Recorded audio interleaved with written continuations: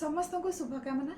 एवं learn Odia with Mamata ma'am channel को स्वागत जनाऊँगी। पाठ को जीवा पूर्व गोटे अनुरोध करी जदि मोर वीडियो समस्त को भल लगु थाए तेबे लाइक शेयर कमेंट करंतु एवं सब्सक्राइब करी पाखरे थिबा बेल आइकन टी को क्लिक करिया पई जमारू भूलंतु नाही। आ वीडियो को प्रथम रु शेष पर्यंत देखंतु नहेले पढ़ा जाइथिबा पाठ किछि भी बुझी परिबे नाही। तेबे आज आम दशम श्रेणीर छंद को पढ़ा। ये छंदर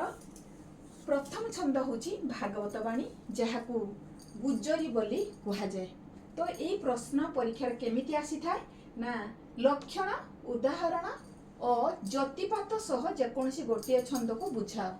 4 नंबर मिली थाए प्रश्न पर 4 नंबर। तेणु मुझे भागवत बाणी को प्रथमे आलोचना करिछि जार अन्य नाम गुजरी। तो आर लक्षण प्रथमे प्रश्न रे अच्छी लक्षण से लक्षण को प्रथमे आलोचना करिबा। ए लक्षण को मिला माने मु एठी पॉइंट देकी लिखी जोटा कि तुम पाई लिखिले मने रहिबो आउ तुमे अभ्यास मध्य सुंदर भाबरे करि परिबो। कवि जगन्नाथ दास भागवत को एई छंदरे रचना करिसंती। छंदर ना होची भागवत बाणी। तापर एहार दुई पादरे गोटिए पद हुए। पद आउ पाद मु तो पूर्व वीडियो रे भी करिछि एठी तळे मध्य लिखि देइछि पद आउ पाद। पाद होछि पाद गोटिए लाइन गोटे गोटे लाइन को पाद बोली की कहिबा बा धाड़ी हैला। तो ए जो एठी केतेटा पाद अछि दुईटा पाद अछि। तो प्राणीर भल मंद बाणी मरण काले ताहा जानी ये होछि प्रथम पाद ये होछि द्वितीय पाद। तो अमृत विनय वचन कही तो शिव प्राणी मन ये प्रथम पाद ये हूँ द्वितीय पाद। ताले ये गोटे गोटे दीटा पाद रे गोटे पद हुए। अच्छा तो तापर आमे प्रति पादर अक्षर संख्या केते ना एठी तुमे गणित दबो 3 2 5 4 9। तो प्रति पादर अक्षर संख्या होची 9। एहाकू नवाक्षरी वृत्त बा नवाक्षरी छंद मध्य कहा जाए। नवाक्षरी कौन पाई नव अक्षरी 9 अक्षरी अर्थ ए जो प्रति पादरे रही 9टा लेखा वर्ण बा अक्षर से 9टा अक्षर थिबा जोगुरु एई छंदर ना होची नवाक्षरी वृत्त बा नवाक्षरी छंद बोली की कहा जाए। अच्छा तापरे शेष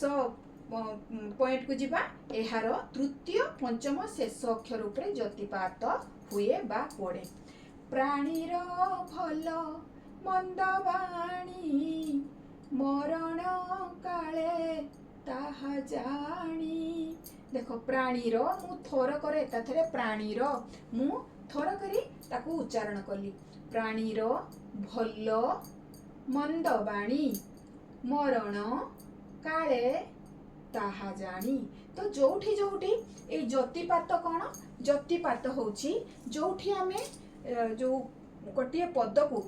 आमे जतबे लय करके गाऊ स्वर करके आवृत्ति करू जोठी हमर श्वासघात हुए अर्थ जोठी आमे विश्राम नऊ ताकू आमे कौन कहे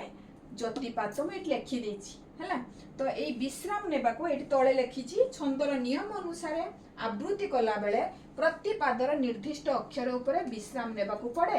एही विश्राम को श्वास एही विश्राम बा श्वासघात को जति बा जतिपात कहा जाए। तो ए विश्राम नबा माने आमे जतले गाइबा एका थर कर तो गाइले हमर श्वास ऊपर तळ हबो। तेणु ठीक भाबरे स्वर बा आवृत्ति करिवार जो शैली तो ठीक से रहिबो नाही। तेणु जो प्राणीर भल मंद बाणी मरण काले ताहा जानी अमृत बिना यवचन कही तो शिव प्राणी मन। दीटा उदाहरण देछि पिला माने तुमको जो उदाहरण भल लागिबो गोटाए लेखिबा को पड़िबो दुईटा लेखिबा किछि आवश्यकता नाही। अमृत तो ऊपरे पड़िला देखो 3 हैला। तापरे बिन य वचन बिन बिन न ऊपरे जति पड़िला तापरे य वचन एठी देखो 3 1 2 3 अमृत तापरे अमृत 3 ऊपरे पड़िला तापरे बिन 4 5 5 ऊपरे पड़िला य वचन। तो एठी य वचन 4टा अक्षर तो ये न उपरे पड़िला तेणु आ परर उदाहरण आम लक्षणटा तो ये पॉइंट देके लिखिली तापर उदाहरण ये जो पदटी की मु दुईटा पद लिखी से उदाहरण रे से दुईटा मत लिखी तुम गोटाए जोटा को ठीक लगे से गोटे लिख ये उदाहरण गला लक्षण पर उदाहरण लिखिली तापर ज्योतिपात ज्योतिपात ज्योतिपातटा कोठी कोठी पड़ुची पिला माने सेटा को लिखिबो। अच्छा तापर एठी तुम ज्योतिपात को एठी तुम कोन करि परिबो ज्योतिक्रम बोली की कही लिखि परिबो ज्योतिक्रम एटा आउ टिके भलो हबो को को अक्षर उपरे ज्योतिक्रम ज्योतिक्रम ज्योतिक्रम एथि पई लिखिली मु तुम एठी आउ टिके बहुत भलो हबो 1 2 3 3 प्लस 4 5 5 प्लस 9 है तो दुईटा पाद रे पड़ुची बोल कि दुईटा पाद अरे दुई लाइन करके तेणु दुई दुई थर मुझा को लिखिली ये लिखा द्वारा कौन हम ना जो ज्योतिक्रम कौ कौ जगार पड़ा आउ टे प्रांजल भाव में बुझी हम तेणु लक्षण लिखि लक्षण प्रथम लिख द्वितीय उदाहरण दब ये जो पदटा को तुम जो पद ठीक लगे सेटा को लिख तापर ज्योतिपात ज्योतिपात तो ये पड़ा है तापर ज्योतिक्रम या ठीक से लिखिदेले आउ टे अधिक सुंदर हम। एबे आमे नटवाणी बा विभाष केदार को जीवा नटवाणी को पिलाए विभाष केदार मध्य कहती यार लक्षण होउची एहा प्रथम पॉइंट रे लिखिबो एहा दुई पादरे गोटे पद हुए बा एक पद हुए प्रति पादर अक्षर संख्या हेउची 12 प्रति पादर तृतीय षष्ठ नवम और शेष अक्षर उपरे ज्योतिपात हुए एहाकू विभाष केदार मध्य कहती जदि विभाष केदार परीक्षा रे पड़ीथिबो तेबे तमे लिखिबो एहाकू मध्य नटवाणी कहती तो एई भली तुमको लिखिबा को पड़िबो ये होची लक्षण गला तापर आमे उदाहरण को आसीबा लक्षण पर उदाहरण अछि प्रश्न तणो ए उदाहरण रे कोन लिखिबा ए उदाहरण रे आमे सेही तार पदटी को लिखिबा उत्कल कमला विलास दीर्घिका मराल मालिनी नीलांबू चिलिका उत्कल ळ उपरे देख मु ताकू गोल गोल बुलेइची तुमको इजी हबो तुमे भी एमती परीक्षा रे भी लिखि परिबो तो परीक्षार परीक्षकंकर आखि सेही जगह रे शीघ्र पड़िबो तेणु तुमे एमती लिखिले पिला माने आहुरी भलो हैला उत्कल ळ उपरे पड़िला कमला ला उपरे पड़िला विलास स उपरे पड़िला दीर्घिका को उपरे पड़िला एठी तळ रे सेमती मराळ ऊपर लाइन रे पिला माने ऊपर धाड़ी रे ऊपर पाद रे जहा को पाद जे पाद सी होची धाड़ी ऊपर पाद रे जो जो जगह रे पड़िबो ज्योतिपात तळ धाड़ी रे तळ लाइन रे तळ पाद रे ठीक सेही जगह रे पड़िबो तुम जदि प्रथम लाइन टी को भलो भाव रे मन रखिबो द्वितीय लाइन सेही अनुसार तुमको आपे आपे मन रहि जबो खाली याको लेखिकी अभ्यास करबा दरकार पिला माने तेणु देखो तो ये उदाहरण गला तापर मु ज्योति क्रम रे कोन लिखिली ना देखो ये 3 टेबल तुमे जिमती मन रखिबा टिके कष्ट तुमको सहज करिबा पई एठी मु 3 टेबल रो तुमको टिके हिंट्स दे दूची टिप्स दउची तुमे 3 टेबल 3 1 जा 3 3 2 जा 6 3 3 जा 9 3 4 जा 12 आमे उड़िया रे जदी कहिबा 3 के 3 3 दुणे 6 3 3 9 3 4 12 प्रथम पद गला प्रथम पाद गला द्वितीय पद रे कोन आसीबो सेही 3 के 3 3 दुणे 6 3 3 9 3 4 12 देखो 3 दुनी 6 9 12 तो ये मन रखिया पई सहज तेणु तुमे जदी एई टेबल को जदी नट पानी तो 3 टेबल जेमती मन रखिबो तुम सेही अनुसार कवितार एई पादटा पाद आउ गोटिए पद दीटा पाद मन रहिबो बा गोटिए पद अति सुंदर भाव में मन रहिबो तापर आमे इबे जिबा तृतीय छंद को बंगलाश्री रो लक्षण होची आर गोटिए गोटिए ना बंगलाश्री आउ चतुर्थ रे होची रामकेरी एई चारिटा ही परीक्षा रे पड़े सीबीएसई पाई तेणु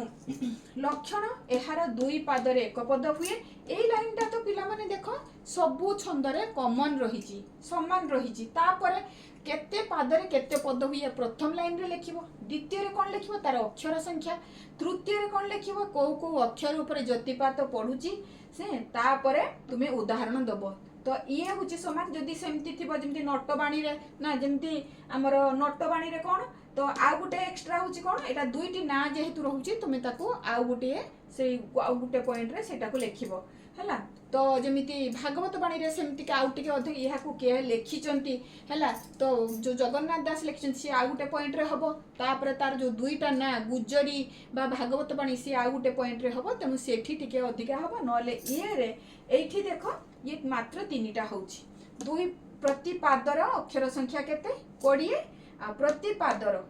षष्ठ द्वादश अष्टादश एवं शेष अक्षर बा विंश अक्षर उपरे ज्योतिपात हुए तुम्हें शेष अक्षर भी लिखि पारिबो बा सेठी तुम्हें विंश बोलिकी 20 बोलिकी भी लिखि पारिबो तो उदाहरण को जिबा मा बोली केते मु खोजिली माँ को पाइली नहीं भाई भाई बोली केते मु डाकिली न देले उत्तर केही संतानर उक्ति ये मधुसूदन दास को लिखिंट केते सुंदर भाव यार लय तार माने स्वर इतनी सुंदर आवृत्ति पिला माने तुम जदि मुखस्थ करदेव ये बहुत भल हम तुम मुखस्थ करके लिखिले कौन हम तुम गोटे भी जिनस भूल हेनी जमी पिला माने कौन ये खोजा और डाकवा टिके बदल दी था प्रथमे माँ माँ माँ को आम खोजुचे भाई की आम डाकुचे यहाँ मन रखियो पिला माने जमी देख माँ बोली मु तापरे बोली एठी टिके मोर श्वास घात है अर्थ आम टिके सेठी रहीगलु टिके विश्राम नेलु तापरे पुणी गाउची केते मु खोजिली पुणी सेठी रहुची माँ को पाइली पाइलो उपरे रहुची देख नाही हो उपरे रहिला देखि पारछ कोठी कोठी श्वास हमर घात होउची बा विश्राम हम कोठी नउचे भाई भाई बोली रहिली लो उपरे केते मु डाकिली लो उपरे पुणी रहिली न देले उत्तर रो उपरे रहिली तापरे केही हो उपरे रहिली तेणु ये सुंदर भाव में बुझी पार पिला माने हैं तो ये जो ट्रिक्स गुड़ाक छोट छोट ट्रिक्स गुड़ाक तुम जी मन रख लिखिकी अभ्यास कर देख पिला माने तुम्हें घर 4 नंबर नहीं कि तुम्हें परीक्षा हॉल को जीव तापर आम तार ये तो जानीगले ज्योतिपात कौटी कौटी पड़ुची आम ज्योतिर क्रमटा को आम लिखिदबा कौ कौ क्रम पड़ुची ये देख 2 4 6 पड़ला जमी 6 के 6 दूने 12 2 3 4 5 6 केते हला 6 जुक्त 6 12 ही गला ना 12 हला 6 के 6 दूने 12 तापर एठी 3 3 6 12 रे पुनी 6 मिसी गला केते हला 36 18 ही गला ठीक अछि तापरे 2 एठी आउ 24 होनी एटा टिके खाली शेष पदटा को मन रखियो पिला माने एठी 18 रे 2 मिसेबो 20 होबो तो सेही अनुसार द्वितीय भी सम्मान जेमिति प्रथम रे जहा रहउची द्वितीय पाद रे ठीक सम्मान की रहउची पिला माने तमे एटा को मन रखिबो आमे एबे रामुकेरी छंद विषय रे जानिबा एहार लक्षण कोन एहा 2 पाद रे एक पद हुए प्रति पादर अक्षर संख्या केते 16 प्रति पादर नवम एकादश षोड़श अक्षर उपरे ज्योतिपात होउची तो तापरे आमे कोन जिबा उदाहरण को जिबा लक्षण सरीला तापरे आमे उदाहरण को जिबा कोला कोले बर कन्हाई संगे रोहिणी सुत करन्ते मथुरा विजय दांडे देख संगत पिला माने देखिलो मु एका थरे माने रेंडमली कविताटा को गाइली कि बा आवृत्ति करली कि टिके टिके जोठी रहूची सेठी ज्योति पड़ुची तो सेही अनुसार हमको मन रखिबा को पड़िबो कोला कोले बर कन्हाई ई उपरे ज्योति पड़िला संगे वंगंग उपरे ज्योति पड़िला रोहिणी सुत तो उपरे ज्योति पड़िला करन्ते मथुरा विजये। य उपरे जति पड़िला दांडे, ड उपरे पड़िला देख संगात, तो उपरे जति पड़िला। तेणु आमर श्वासघात जो आम कविता आवृत्ति समय जितेबाला आम सांस आमर जो श्वास रोकवा बा विश्वास सॉरी से निश्वास टी आम से रखुचे किछि समय पाई आम से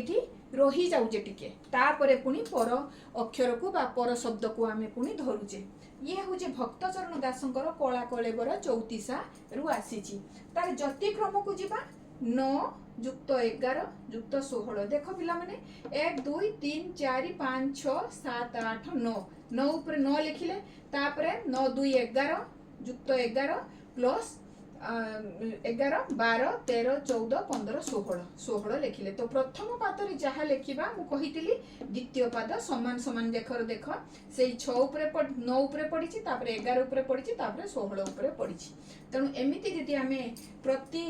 स्टेप को प्रति पदक्षेप को आम प्रति स्टेप को आम जीवा आ ठीक भाव में एमती लिखा तेरे पिला माने तुमको निश्चय भाव में 4 नंबर मिलिबो। तेबे आम ये छंद भिडियो छंद को ये गोटे भिडियो मु करिछि पिला माने आशा करुच्ची समस्त को बुझिया खूब सहज हम आकु लेखिकी अभ्यास कर दियो पिला माने। तो भिडियो को भल भाव देख तापरे खातारे ताकू टिपी पकाओ तापरे खातारे बारंबार बारंबार अभ्यास कर तेबे देखिबो पाठ केते सहज लागिबो। तेणु एमती जदि तुम अभ्यास करियो परीक्षा रे 4 नंबर तुम पाखरु केही काटी नेबेनी। ठीक अच्छे ठीक एमती लिखिबो। तेबे आज पई एतिकी पुणी देखा हबो मोर परवर्ती नुआ भिडियो रे। सेते पर्यंत रखुची नमस्कार। जय जगन्नाथ।